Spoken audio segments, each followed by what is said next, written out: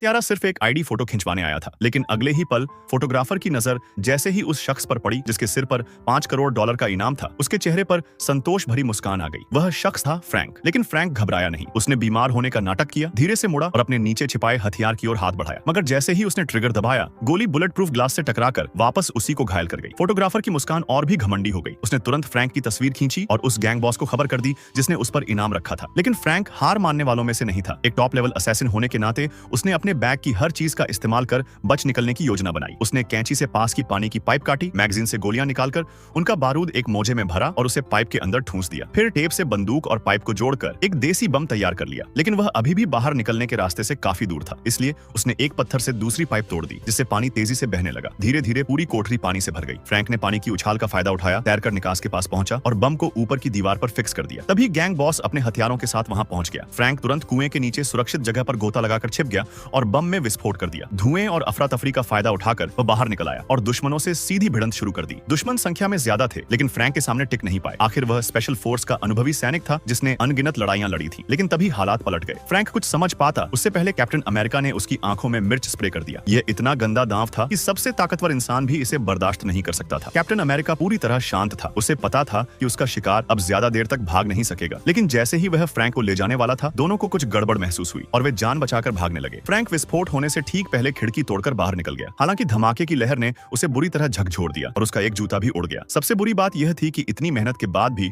वह captain America से पीछा नहीं छुड़ा सका। दुश्मन हथियार लेकर उसकी ओर बढ़ रहा था और फ्रैंक के पास कोई रास्ता नहीं बचा था। तभी आखिरी पल में उसका साथी वहां पहुंच गया। पूरी बाजी पलट गई और संकट टल गया और जाते जाते फ्रैंक ने बड़ी बेफिक्री से अपने दुश्मन का जूता भी उठा लिया।